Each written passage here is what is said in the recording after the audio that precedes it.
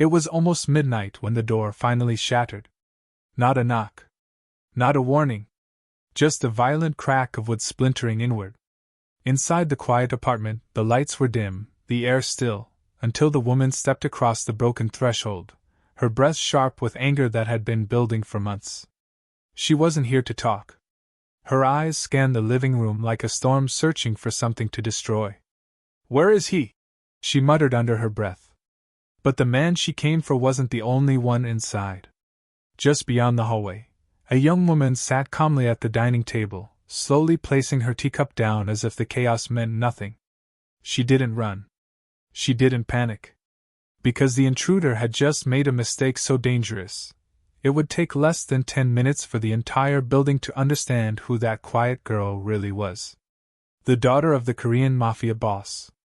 If you're ready for a story about power, dignity, forbidden love, and the sweetest revenge you've ever witnessed, then you're in the right place. Hit that subscribe button and turn on notifications because this channel brings you the most addictive romance stories you won't find anywhere else. Drop a fire in the comments if you're team revenge. And let's get into this story. The apartment had always been quiet at night. Not the hollow kind of silence that feels empty, but the calm, steady quiet of a place that feels safe. Outside, the city lights stretched endlessly across the skyline, glowing through the tall windows like distant stars. Cars hummed far below, their sounds softened by height and distance. Inside the apartment, everything was orderly. Minimal furniture. Clean surfaces. Soft lighting. It reflected the personality of the man who lived there. Daniel Park had never been the kind of man who liked chaos. At 32, he had built a reputation for being disciplined, measured, and careful about the people he allowed into his life. Maybe too careful.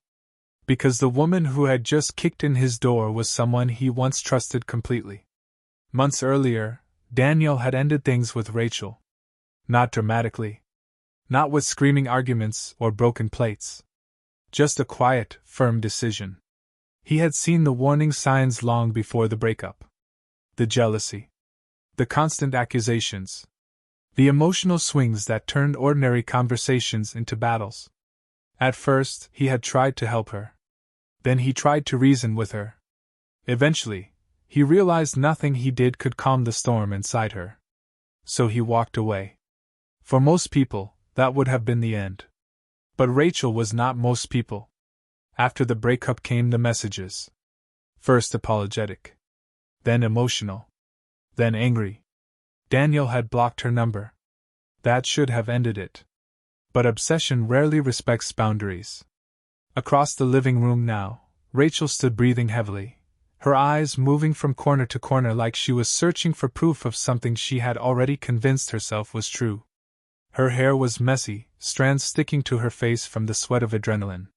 One hand still gripped the broken doorframe as pieces of splintered wood hung loosely from the hinges. She stepped farther inside. "Daniel!" she shouted. Her voice echoed through the apartment. No answer. That only made her angrier. Rachel stormed into the living room, kicking aside a fallen piece of wood as she moved deeper into the apartment. "Don't hide from me!" she yelled. Still nothing. And that silence began feeding the stories in her mind. Because Rachel hadn't come here randomly.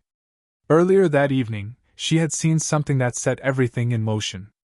Through the glass window of a cafe across the street, she had spotted Daniel walking into this building with another woman. Younger. Calm. Beautiful in a quiet, understated way that made Rachel feel something twist sharply inside her chest. They hadn't been holding hands. They hadn't been laughing or flirting. But Rachel didn't need evidence. Her mind had already built the entire story.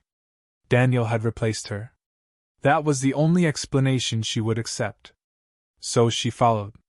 She waited outside the building for nearly 2 hours, pacing the sidewalk, replaying every memory of their relationship until anger finally drowned out the last bit of patience she had left. When Daniel still didn't come out, she decided to come inside. And now she was here. Standing in the middle of his apartment like a storm that had finally reached land. Rachel turned toward the hallway. That was when she heard it. The faint sound of porcelain touching glass. A small, delicate clink. She froze. Slowly, very slowly. Rachel turned her head. At the dining table near the kitchen sat a young woman. She looked no older than 25.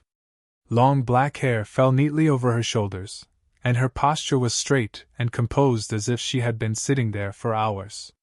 In front of her was a teacup. Steam still curled gently into the air. Rachel stared at her. The girl stared back. Calm. Silent. Almost curious. Rachel's jaw tightened. So, she said bitterly, taking a few slow steps closer. You're the reason he dumped me. The young woman didn't answer right away. Instead, she calmly lifted the teacup again, took another small sip, and placed it back down with the same soft clink. Only then did she finally speak. Her voice was quiet, controlled, and strangely unconcerned. I think, she said softly, you've made a very serious mistake. Rachel scoffed. But what she didn't realize yet was that the quiet woman sitting across from her wasn't just another guest in Daniel's apartment. And in a few minutes, Rachel would understand exactly whose home she had just broken into. Rachel let out a sharp laugh. The sound was bitter, almost mocking. A mistake? She repeated, folding her arms across her chest as she looked the woman up and down. No. I don't think so. The young woman at the table remained perfectly still. That calmness irritated Rachel even more.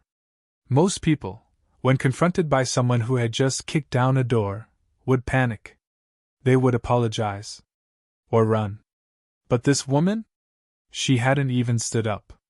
Rachel took a slow step closer. Then another. Her shoes scraped lightly against the wooden floor as she circled toward the dining table, her eyes narrowing with every step. You're sitting here in his apartment, Rachel continued coldly. Drinking tea like you belong here. The woman tilted her head slightly, studying Rachel the way someone might observe an unusual animal. I was invited, she replied calmly. Rachel's jaw tightened. Of course she was. That answer only confirmed the story Rachel had already created in her mind. So he's hiding, huh? Rachel said, glancing down the hallway toward the bedrooms. Too scared to face me himself? Still, no panic from the woman. Instead, she slowly folded her hands together on the table.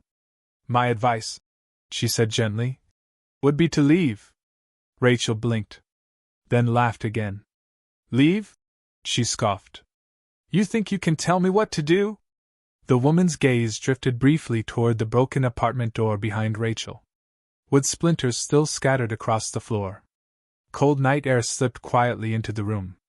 You've already caused enough trouble tonight, the woman said. Her tone wasn't threatening. It was almost sympathetic. That only made Rachel angrier. You don't even know me, Rachel snapped. The woman looked back at her. You're right, she said softly. But I do know people who behave like you. Rachel slammed her hand onto the dining table. The teacup rattled. Don't talk down to me. For the first time, the woman finally leaned back in her chair. Her eyes remained calm, but there was something sharper behind them now. Then perhaps, she said quietly, you should stop acting like someone who deserves it. Rachel's face flushed instantly. The insult was subtle, but it landed hard. Listen, Rachel said, pointing a finger toward her. I don't know who you think you are, but you're sitting in the middle of something that has nothing to do with you. The woman raised one eyebrow. Are you certain about that? Rachel hesitated. Only for a second. But that moment of hesitation was enough to irritate her even more. She hated feeling uncertain, especially in front of someone who looked so composed. Rachel leaned closer across the table. Where is Daniel? The woman didn't answer immediately. Instead, she reached calmly for the teapot beside her and poured herself another cup. Steam rose slowly into the air. The silence stretched. Rachel's patience snapped. I asked you a question? The woman set the teapot down. Then she looked directly into Rachel's eyes. He stepped out for a few minutes, she said. Rachel straightened slightly. Oh, really? Yes. Rachel crossed her arms again. And he just left you here alone? The woman gave a faint smile. He didn't seem concerned. Rachel scoffed again. Well, he should be. She gestured around the apartment. You see this? She said. This place, all of this. I helped him build it. I was there before any of this existed. Her voice started rising. I supported him when he had nothing. The woman listened silently. Rachel's voice grew sharper. And now he thinks he can just replace me with someone like you? The woman tilted her head slightly. Someone like me? Rachel's eyes hardened. Younger. Quieter. Easier to control. For the first time, the woman's smile disappeared completely. Control, she repeated softly. Rachel nodded aggressively. Men like Daniel always do the same thing, she said. They find someone new who doesn't challenge them. The woman leaned forward slightly now. And suddenly, the calm energy in the room shifted. Interesting, she murmured. Rachel frowned. What's that supposed to mean? The woman studied her for a moment. Then she asked a question that caught Rachel completely off guard. Tell me something, she said quietly. Rachel frowned. What? The woman's voice dropped slightly. When you decided to break into this apartment tonight, did you check who else might be here? Rachel blinked. The question sounded strange. Why would I care? Rachel snapped. The woman nodded slowly. I thought so. Rachel's irritation was turning into something darker now. Stop speaking in riddles. The woman sighed very softly, almost like someone who had run out of patience. Then she leaned back again in her chair. Her fingers lightly tapped the side of her teacup. And her next words came slowly. Carefully. Because, she said quietly, if you had asked Daniel who his guest was tonight, you might have chosen a different door to break. Rachel rolled her eyes. Oh, please. But the woman continued. My father, she added calmly, doesn't like when strangers damage property. Rachel froze. Something about the way she said that sentence felt different. Not dramatic. Not exaggerated. Just factual. Rachel narrowed her eyes. And who exactly is your father supposed to be? For the first time since Rachel entered the apartment, the woman's gaze became cold. Not angry. Just cold in a way that made the room suddenly feel smaller. My father, she said quietly, runs one of the largest organizations in Seoul. Rachel scoffed again. Yeah? What kind of organization? The woman lifted her teacup once more, took a slow sip, and answered without the slightest change in her expression. The kind, she said softly, people usually call the Korean Mafia. The room fell silent. Rachel stared at her. For a moment, she wasn't sure if the woman was joking. But something deep in her gut began whispering a very uncomfortable possibility. And before Rachel could respond, a phone on the table suddenly lit up. The woman glanced at the screen. Then she sighed softly. Ah, she murmured. They're already outside. Rachel stared at the phone. The screen had lit up only for a moment, but the message was still glowing faintly in the dim room. The young woman glanced at it casually, almost as if she had been expecting it. Rachel felt a tight knot begin forming in her stomach. They're outside? She repeated slowly. The woman placed the phone face down on the table. Yes. Rachel let out a short, disbelieving laugh. You're bluffing. The woman didn't react. That silence made Rachel uncomfortable. Because people who bluff usually try to convince you. They argue. They explain. This woman did none of that. She simply sat there, calm, composed, watching Rachel the way someone might observe a storm that had already passed. Rachel's irritation returned quickly. You think I'm stupid? She snapped. The woman tilted her head slightly. I think you're angry, she replied. Rachel took a step closer to the table. Don't play games with me. Still, no reaction. Just that same quiet stare. Rachel gestured toward the shattered door behind her. If your imaginary Mafia bodyguards were outside, they would have stopped me already. The woman's lips curved faintly. That door, she said softly, was already broken before they arrived. Rachel blinked. What? The woman folded her hands calmly. You kicked it in less than 3 minutes ago, she explained. Security cameras in the building lobby alerted the front desk immediately. Rachel felt the knot in her stomach tighten. You're lying. But this time, the woman didn't answer. Instead, she looked toward the hallway. And that small movement made Rachel suddenly aware of something she hadn't noticed before. The apartment was too quiet. Daniel should have heard the door break. He should have come running. But the hallway remained completely still. Rachel frowned. Where is he? The woman looked back at her. He'll be back soon. Rachel crossed her arms again. Convenient timing. The woman gave a small shrug. Rachel paced a few steps across the living room now, trying to shake the creeping tension building in her chest. She told herself the woman was bluffing. She had to be. No one casually announced something like that. No one calmly drank tea while claiming to be connected to organized crime. It was ridiculous. But still. Rachel glanced toward the hallway window that overlooked the street. From here, she couldn't see the entrance of the building. And suddenly, she realized something else. She hadn't seen anyone when she came up the elevator. No guards. No security. Nothing. Rachel turned back toward the table. You're trying to scare me. The woman shrugged lightly. If that were my goal, she said, I would have started much earlier. Rachel stopped pacing. What's that supposed to mean? The woman leaned forward slightly. Her eyes sharpened just a little. It means, she said calmly, that people who understand consequences usually leave before someone has to explain them. Rachel scoffed again. But her voice was less confident now. You talk like you're some kind of crime boss yourself. The woman gave a small smile. I'm not. Rachel gestured around the apartment. Then why are you acting like this? The woman tapped the side of her teacup. Because I know exactly how tonight ends. Rachel frowned. And how's that? The woman studied her for a moment. Then she spoke slowly. You leave. Rachel laughed again. Or? The woman didn't smile this time. Or you stay long enough to meet the men downstairs. Rachel opened her mouth to fire back another insult. But then, from somewhere beyond the hallway window, a sound drifted faintly into the apartment. Rachel froze. Car doors.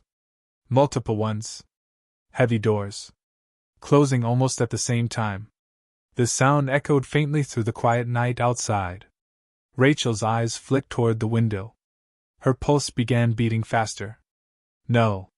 It was probably just neighbors. The woman watched her carefully. You heard that, she said softly.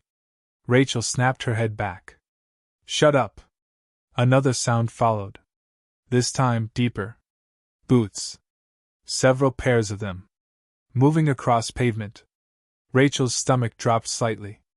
She turned toward the hallway window and walked quickly toward it. Just to prove the woman wrong. Just to confirm it was nothing. But as Rachel reached the window, she slowed. Below, near the entrance of the building, 3 black vehicles had just pulled up. Their headlights were still on. Doors were open. And several men were stepping out. All wearing dark suits. Rachel's breath caught in her throat. One of the men spoke briefly into a radio. Another scanned the building entrance. Rachel stepped back from the window. Her face had gone pale. No, she muttered quietly. Behind her, the woman spoke again. Still calm. Still seated. They're very protective. Rachel turned slowly. You called them. The woman shook her head. No. Rachel's voice rose slightly. Then how did they? The woman gestured lightly toward the broken door. You made a lot of noise. Rachel's mind was racing now. She had expected a confrontation with Daniel. Maybe a shouting match. Maybe a dramatic breakup scene. Not this. Not strange men arriving in black cars. Not calm women talking about mafia families. You're insane, Rachel said, but the words sounded weak. The woman watched her carefully. You can still leave. Rachel's pride flared immediately. I'm not running. The woman sighed softly. That would be the sensible choice. Rachel slammed her hand against the wall. You think you can scare me with this mafia nonsense? The woman didn't answer. Instead, her phone lit up again. She glanced at the screen. Then she stood up for the first time since Rachel arrived. Rachel instinctively stepped back. The woman smoothed her sleeve calmly. They're in the lobby now, she said quietly. Rachel's chest tightened. You're lying. But at that exact moment, the elevator down the hallway made a soft mechanical sound. Rachel froze. The elevator bell chimed. Soft. Clear. And suddenly, for the first time that night, Rachel realized something terrifying. The woman might not be bluffing at all. Because someone had just stepped off the elevator. And they were walking toward Daniel's apartment door. The sound of footsteps in the hallway was slow. Deliberate. Not rushed. Not panicked. Just the steady rhythm of someone who already knew exactly where they were going. Rachel stood frozen in the center of the apartment, staring toward the broken doorway. Each step grew louder. Closer. Her pulse pounded in her ears. Behind her, the young woman calmly adjusted the sleeve of her blouse as if the situation were nothing more than a minor interruption. Rachel turned toward her. You set me up, she whispered. The woman raised an eyebrow. Set you up? Rachel gestured wildly toward the hallway. All of this? The woman shook her head slowly. No, she said. You did that yourself. The footsteps stopped just outside the apartment. For a moment, there was silence. Then a shadow moved across the broken doorway. A tall man stepped into view. He wore a dark suit, perfectly tailored. His posture was straight, his expression unreadable. Behind him, two more men appeared in the hallway. All three paused the moment they saw the destroyed door. Their eyes swept across the apartment. First the splintered wood. Then Rachel. And finally, the woman standing calmly near the dining table. The lead man's posture changed instantly. He stepped forward, lowering his head slightly. Miss Han, he said respectfully. Rachel's breath caught. Miss Han? The woman nodded once. You took your time. My apologies, the man replied calmly. Traffic was heavier than expected. Rachel stared at them. None of this felt real. The man finally looked at Rachel. His eyes hardened immediately. Is this the person responsible for the disturbance? Rachel felt her throat tighten. Before she could answer, the woman spoke first. She broke the door. The man glanced down at the splintered frame again. His jaw tightened slightly. That was unwise. Rachel's anger flared again. Oh please, she snapped. Stop pretending like this is some crime scene. All three men turned toward her at once. The shift in attention was immediate and heavy. Rachel suddenly felt very small in the room. You're trespassing, the man said calmly. This is his apartment. Rachel shot back. The man studied her for a moment. Then he spoke carefully. And you believe that gives you permission to destroy the property?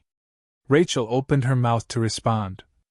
But suddenly, another voice came from the hallway. Actually, Rachel's head snapped toward the door. Daniel stepped into the apartment. He looked slightly out of breath, like he had rushed upstairs. His eyes moved quickly across the room. The broken door. Rachel. The three men. And finally, the woman standing beside the table. Yuna, he said quietly. Rachel's stomach dropped. Yuna. The woman gave him a small nod.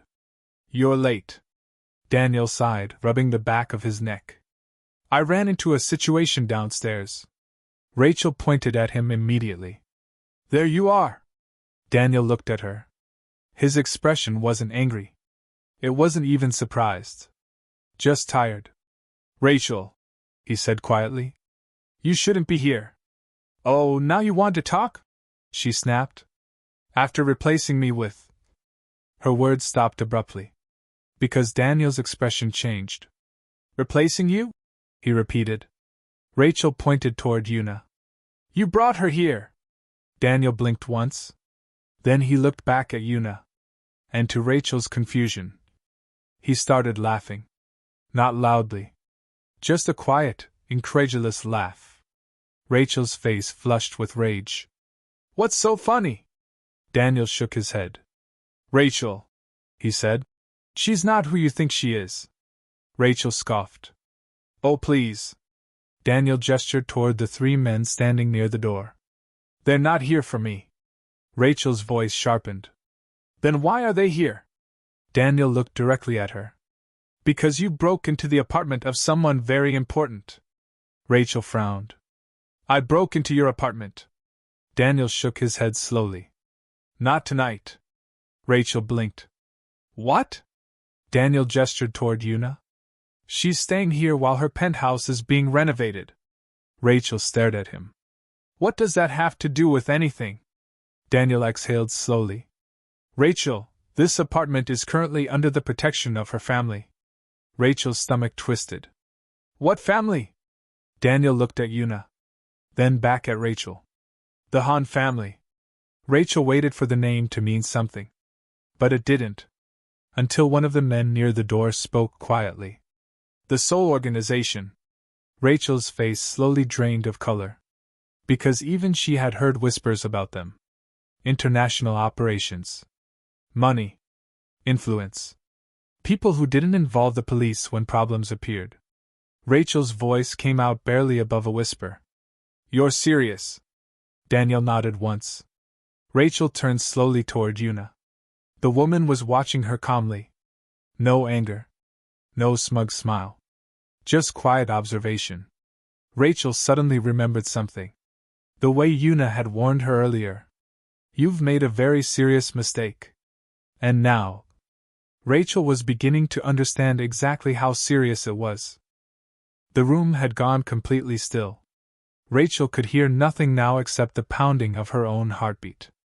Her eyes moved slowly from Daniel, to the three men standing near the doorway, and finally back to the woman she had spent the last 15 minutes insulting. Yuna Han. The name felt heavy now. Real. Rachel swallowed.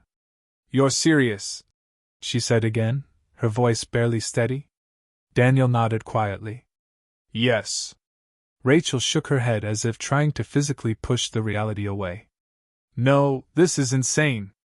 No one answered. The silence only made it worse.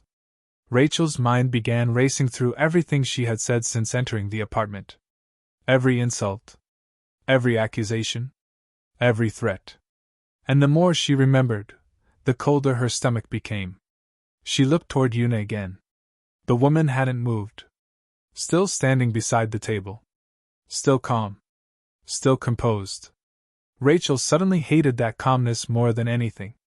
You set me up, she said again, louder this time. Yuna blinked slowly. I warned you. Rachel's voice cracked with frustration. You let me keep talking. Yuna tilted her head slightly. You seemed determined. Daniel stepped forward now, raising a hand slightly. Rachel. But Rachel turned on him instantly. You knew. Daniel sighed. I didn't expect you to break the door down. You knew she was here. Yes, he admitted calmly. And you didn't tell me? Rachel's voice rose. You don't tell your ex-girlfriend who you have dinner with, Daniel.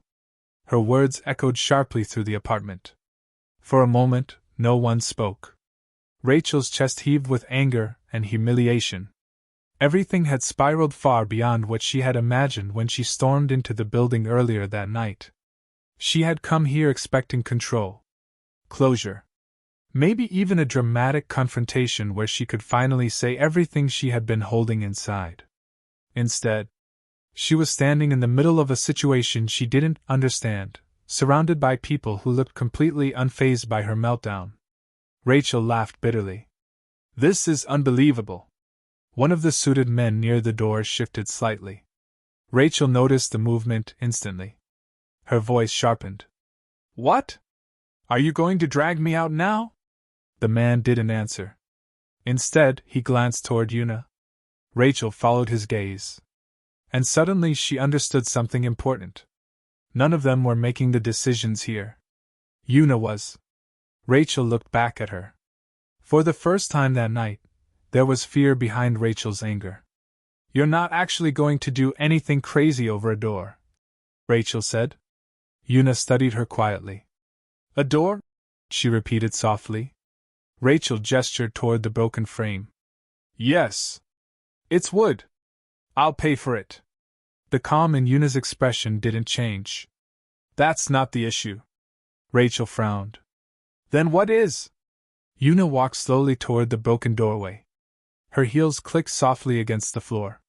When she reached the splintered frame, she stopped. Her fingers brushed lightly against the cracked wood. Then she looked back at Rachel. You didn't just break a door tonight, Yuna said quietly. Rachel's stomach tightened. You invaded a private residence. Rachel scoffed weakly. Oh, please.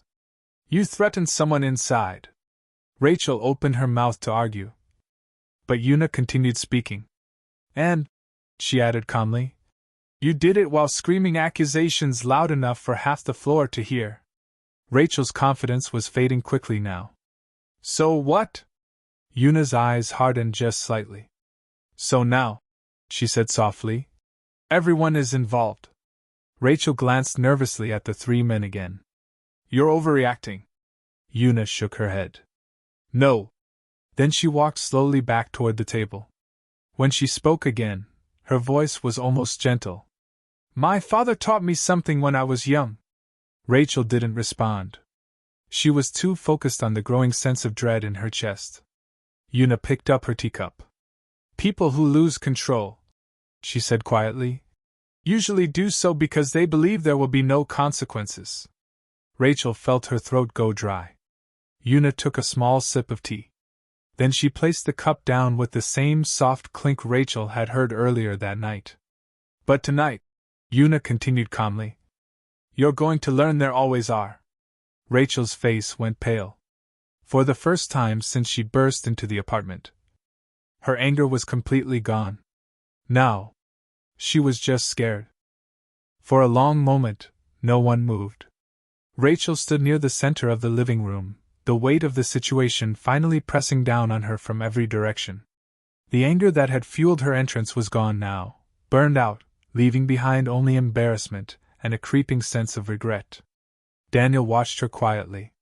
He had seen Rachel angry before, but he had never seen her like this. Silent. Uncertain. Small. Rachel finally looked at the broken door again. The splintered wood. The jagged frame hanging loosely from its hinges. The damage suddenly looked very real. Very expensive. And very unnecessary. Her voice, when she spoke, was much softer than before. I'll pay for it. No one answered immediately. Rachel swallowed and continued. The door. The damage. Whatever it costs. Yuna studied her for a few seconds. Not with cruelty. Not with satisfaction. Just careful observation. Finally she spoke. You will. Rachel nodded quickly. And you'll leave? Yuna added calmly. Rachel didn't argue. She simply grabbed her bag from the floor and walked toward the doorway. The three suited men stepped slightly aside, creating a clear path without saying a word. Rachel paused briefly at the threshold. For a moment, it looked like she might say something else. An apology. Another accusation. But nothing came out. Instead, she walked into the hallway. The elevator doors closed a minute later. Inside the apartment, the tension finally loosened. Daniel let out a long breath and rubbed his face. Well, he muttered, glancing at the destroyed door. That's going to be a nightmare to fix. Yuna picked up her teacup again. Her calm expression returned as if nothing unusual had happened. You should choose your partners more carefully, she said lightly. Daniel sighed. Trust me, he replied. Lesson learned. Outside, the night returned to its quiet rhythm. But somewhere across the city, Rachel would spend a very long time remembering the night she broke into the wrong apartment and met the wrong person. Sometimes the biggest mistakes don't happen because people are evil. They happen because anger speaks louder than reason. Rachel believed she was walking into a simple confrontation, but one reckless decision changed everything in seconds. And in the end, she learned a lesson most people never forget. You never truly know who is standing quietly on the other side of the door you're about to break. If this story kept you on edge, make sure you stay for the next one, because sometimes the calmest people in the room are hiding the most dangerous connections. And the next story? It might be even more shocking than this one.